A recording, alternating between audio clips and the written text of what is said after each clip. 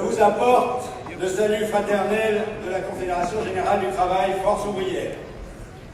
Je ne m'étendrai pas trop longtemps sur la situation en France dont beaucoup d'entre vous m'ont parlé. Elle est le produit de l'accumulation de politiques de rigueur et de déstructuration des systèmes de protection sociale, d'accroissement de la précarité, de perte du pouvoir d'achat des salaires et de l'affaiblissement du droit syndical et de la négociation collective. Il y a en effet une urgence climatique, mais il y a aujourd'hui une urgence sociale.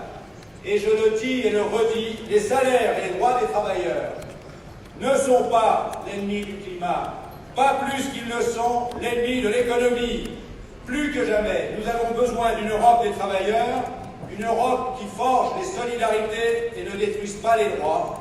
Et nous avons besoin de renforcer le rôle de l'OIT en faveur de l'application effective des normes sociales. Mes chers camarades, je me pencherai plus spécialement sur l'action de la Confédération syndicale internationale en faveur de l'OIT. Cette action est majeure aujourd'hui. Il y a 4 ans, nous étions au congrès de la CSI à Berlin. Nous faisions face à l'offensive des employeurs contre le droit de grève, contre le système de contrôle de l'application des normes. La commission d'application des normes était bloquée. Les employeurs décidaient alors de diriger leurs attaques contre le comité de la liberté syndicale qui avait forgé depuis près de 70 ans la jurisprudence de l'OIT sur le droit de grève. Tout de suite, nous avons été confrontés à des tentatives très agressives des employeurs. L'Organisation internationale des employeurs a contesté officiellement auprès du directeur général du BIT la position du porte-parole des travailleurs au comité de la liberté syndicale. Les employeurs refusaient d'examiner les plaintes invoquant des cas de violation de droit de grève. La Confédération syndicale internationale n'a été ni passive, ni sur la défensive, mais offensive.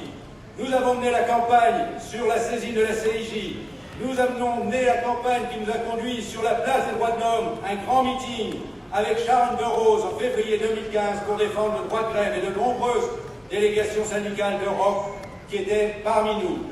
Nous avons en effet obtenu une déclaration conjointe des travailleurs et des employeurs, ainsi qu'une déclaration des gouvernements sur le droit de grève, avec des réserves. Mais en 2015, nous avons réussi à débloquer le fonctionnement de la commission d'application des normes et au terme de 4 années de rudes combats au sein du comité de la liberté syndicale, nous avons enfin publié la mise à jour du recueil des décisions du comité de la liberté syndicale sans perdre une ligne, sans perdre un mot sur la jurisprudence en matière de droit de grève, mes camarades. C'est une victoire de la CSI au sein de l'OIT, c'est une victoire du tripartisme de l'OIT.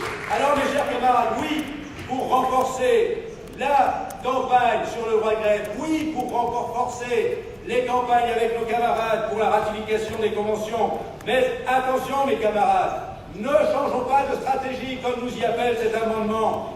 Ne transformons pas l'OIT en agence onusienne. Immanquablement, la voix des travailleurs se perdrait et nous reviendrions sur ce qu'ont été les combats de nos prédécesseurs depuis 1919. Ce serait le plus mauvais signal que nous pourrions donner aujourd'hui. Vive la Confédération syndicale internationale du travail, vive l'action de la CSI en faveur de l'OIT et des normes internationales du travail. Merci mes camarades.